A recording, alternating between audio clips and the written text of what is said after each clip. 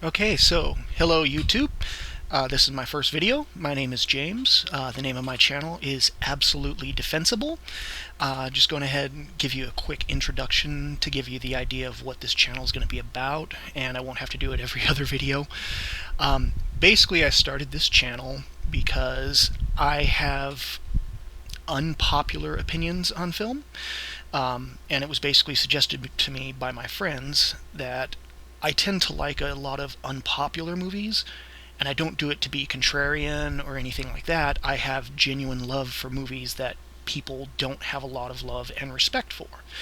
And they told me that basically I'm able to provide, very impassioned reasons for liking why, or for why I like what I like.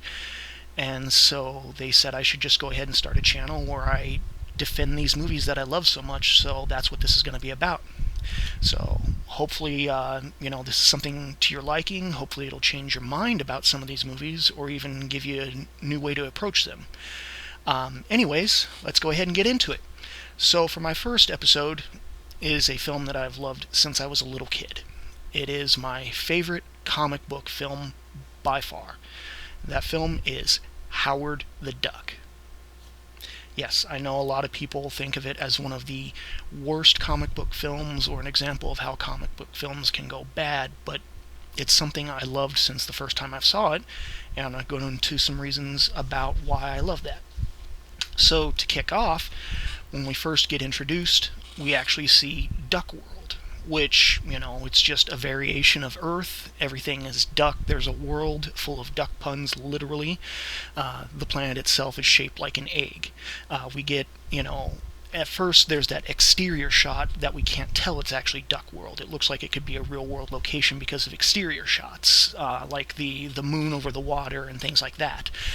And then we actually see the opening of Howard's apartment door, and then it cuts to all these great puns. I mean, the Splash Dance, Breeders of the Lost Stork, the movie posters. There's, his family photos showing him like as a kid in the little toy car thing that he's driving around.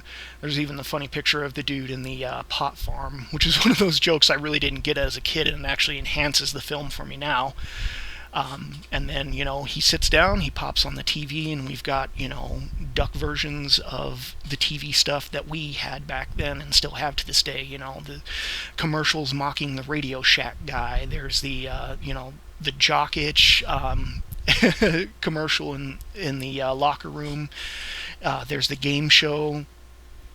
And then, obviously, it cuts into him opening up the Play Duck, which is something that I'm going to touch on.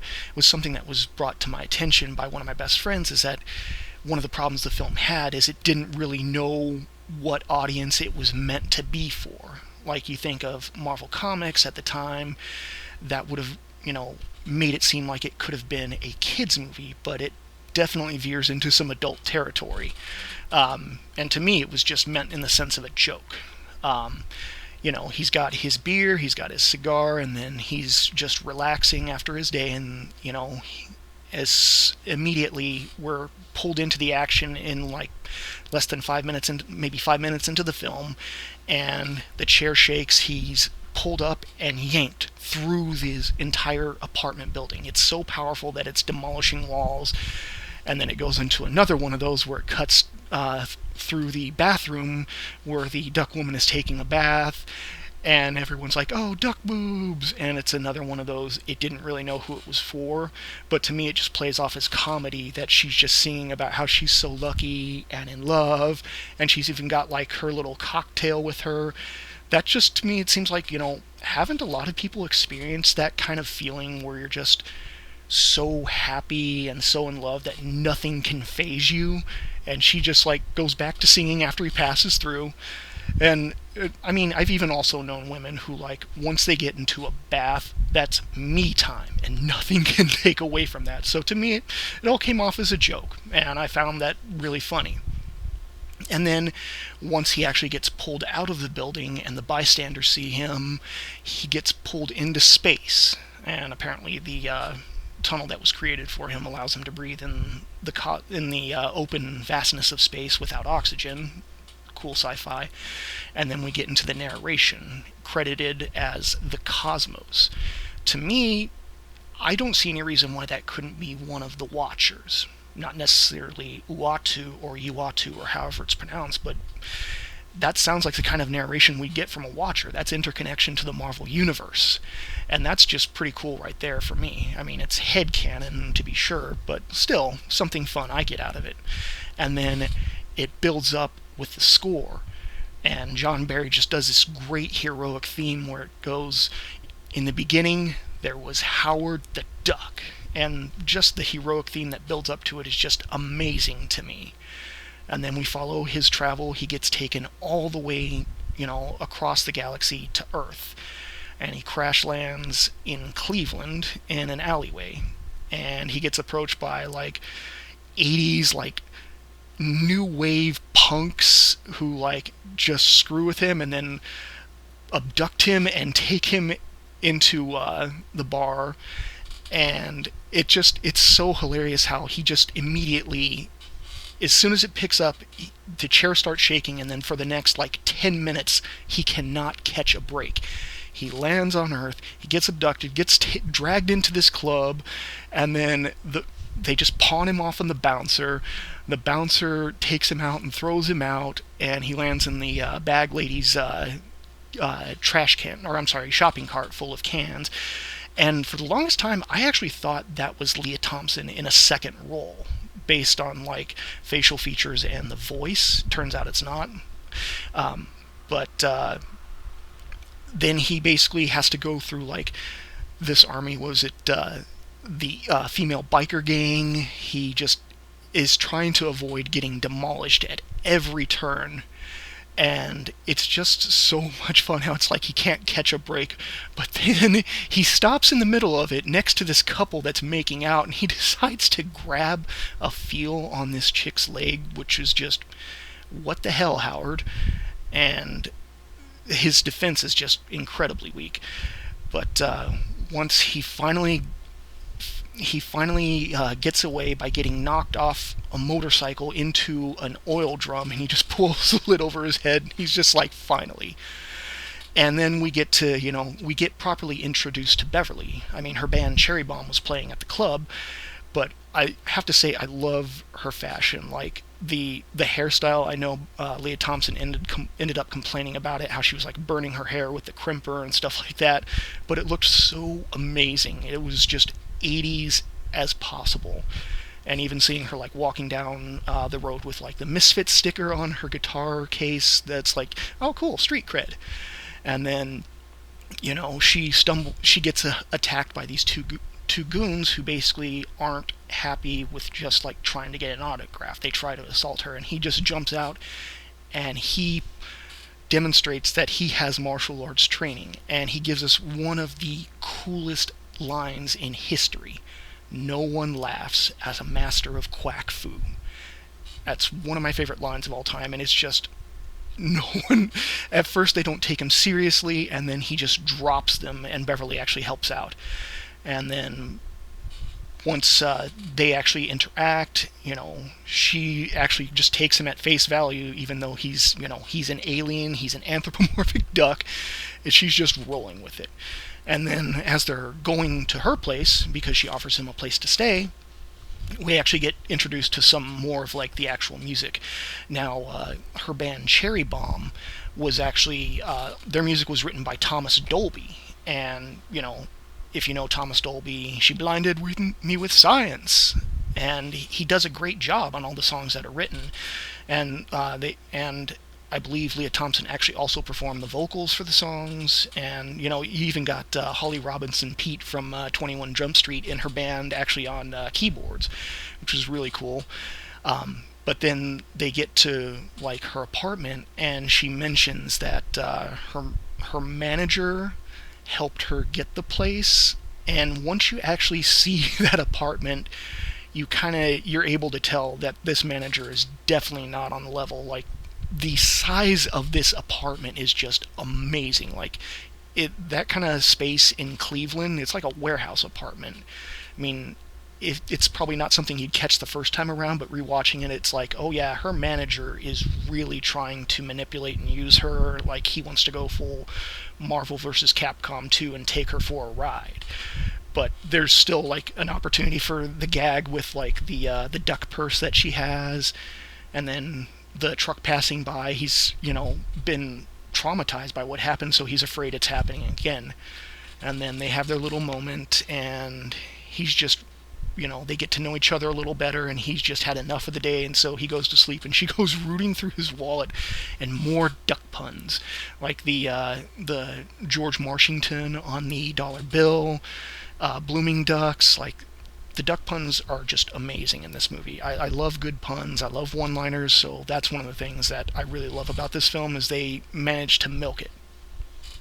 And so then the next day, they end up taking him, she says, I've got a friend that can help, who might have some answers.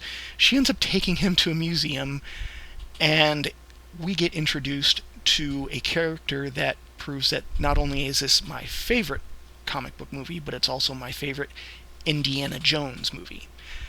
In the Indiana Jones prequel, was written by Willard Hook and Gloria Katz, who also wrote Howard the Duck. In that film, there's that British colonel that Indiana Jones meets at the dinner, and then later at the end, after he's broken the bridge and he looks like it's outnumbered, the colonel shows up with like his army and fights off the cultists. That dude's name was Colonel Philip Blumbert. And then Tim Robbins' character, who who Beverly takes Howard to meet, his name is Phil Blumbert. Now, I know a lot of people just chalk this up to how writers like to use the same character name for multiple characters. Like, Albert Pyun uses Brick Bardo not only as the greatest Tim Thomerson character ever, but a lot of other side characters in his films. So that's probably what a case set of it being, but to me it just reads like, this is Colonel Phil Blumbert's grandson.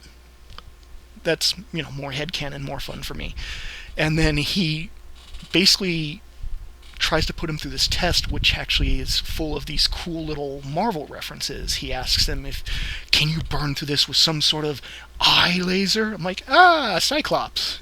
Can you bend this bar? It's like, yeah, it's a lot of Marvel characters right there. And then go to discover he's a laboratory assistant. He has no real credentials to be taken seriously. And so Howard he's so exasperated. And it's honestly one of my favorite things about the movie is a lot of people didn't like the animatronics, but to me, I thought the animatronics were fantastic, especially with Chip Zian's voice performance. You feel how exasperated Howard is, how impatient he is. I mean, Howard isn't exactly a nice person. He's got an attitude. But he's been just so fed up that you really see that, how he narrows his eyes, how he shakes his head. You can feel it, and it puts you in his shoes, even if he's not the most likable person. And then for some reason he decides after, 12, 16 hours of trying to get help from Beverly, he's just going to go off on his own. And so he ends up trying to get a job, and it goes into another one of those things about not knowing the audience. One of his jobs is at what I can only call a sex spa. I mean, that's what it seems like. It's like a relaxation spa, but people are clearly banging in there. It's not even subtle. It's another one of those instances like, it's not really meant for kids. And he gets comeuppance against his boss gets comeuppance for just pushing him around and abusing him, and it's good fun. But then he decides, he really screwed up and he doesn't really have any other options, and he threw away, the only real friend he has. So he goes back to the bar to see Beverly, to see her perform, and he ends up running into her manager, who is actually Tommy Swerdlow. You might recognize him from the original Child's Play movie. He was actually Detective Mike Norris's partner, Jack Santos. He was the one who chased off Charles Lee Ray's van at the beginning, and then he was involved in the investigation at the house, and then at the very end he picked up Chucky's head and he's like, it's dead, it's dead, it's dead, and then Chucky's buddy comes out and tries to strangle him. So that was Tommy Swerdlow. And then this other guy that he's talking to is actually Richard Edson, who you might recognize as one of the drivers from Ferris Bueller who took the car on the joyride. So, and he gets into a fight and he gets to demonstrate that he does know quack fu, and he takes down Richie. And actually, the bartender who hands him the bottle was Thomas Dolby in a little cameo. But then he basically gets him to agree to let them out of their contract and pay them the money that he owes them. So he basically goes in there and he gets to, even though he was intending just to apologize, he actually gets to do something decent and help her out. And then they have their little meeting behind the stage, or in the room after the show. And Blumbert actually mentions that he's got, other people who are interested in this, and so he swipes his feather and takes off. And then obviously we go to the scene of Howard and Beverly back at at her apartment. And I don't know why people keep making this a thing, saying that they hooked up. They didn't. She flirted with him jokingly, and then they kissed, but I don't really think it was actually going anywhere. It was really just meant for laughs, and for some people it just fell flat as more weird than funny. And then they introduce us to Dr. Jennings. Jeffrey Jones, won't go into that rabbit hole, but he explains to him that they basically were testing the laser spectroscope to reach out to, across space, and they accidentally pulled him down. And so they decide to take him to the lab as a way to reverse it and send him directly back to the coordinates they pulled him from. Unfortunately, by the time they get there, the spectroscope had been activated, or the target had been changed by an outside force, and Dr. Jennings had disappeared. So basically, his ride home is, for the moment, off the table. And because there's a situation, the police get called in, and they don't know how to identify Howard. They even make the jokes about him being a duck. And then we get introduced to Paul Guilfoyle, who most people would probably know from his role on CSI as the lead cop, who even makes the joke about keeping him arrested as illegal alien. They didn't really shy away from trying to go for puns and jokes. And so from there, they actually find Dr. Jennings, but something's wrong with him. He was caught in the blast of the laser spectroscope. So they end up escaping, and they take his car, but he starts talking about how he can feel something inside of him. And they have basically a kind of sequence that would normally be treated as a highway chase, but they're not being chased. They're just trying to avoid him crashing. And then they end up, after that sequence, at the Cajun sushi place, which that is a combination I never would have thought of, and I'm genuinely curious about it. And so they have the sequence there where they're trying to figure out what's going on with Dr. Jennings, and suddenly he takes over, after they crash, and it's this new entity that calls itself a dark overlord of the universe. And throughout the sequence in the bar, he's explaining that, in order to come down, they have to gestate inside a human body until they're ready, and that he wants to bring down more, and he has a code key device that's the only way to activate the laser spectroscope. And so Howard decides, I'm not going to deal with this, I'm just going to take this and leave. And then conveniently, a couple of the patrons decide to come up and just bother Howard, because that's kind of his role in this movie, is to have people just be in disbelief and treat him like crap. And then it turns into a fight where Howard's, takes on like the entire bar, and then for some reason this entire bar decides it's okay to just let's kill him and cook him and eat him, even though he's an anthropomorphic talking duck. They're like, let's just commit some murder here. And then he ultimately gets saved by Dr. Jennings using powers that the Dark Overlord has, just because he wants to get that code key back. And he uses energy blast, telekinesis, pyrokinesis, and he just demolishes this bar and uses it to, throw a few dudes out the window, and then everyone just bails. You actually can catch one of the kids in the bar is actually wearing an Empire Strikes Back shirt, so because George Lucas, and then he abducts Beverly because, like he says, he intends to use her as a host for another Dark Overlord, and he basically traps Howard inside the bar and takes off in the front of a semi, and Howard,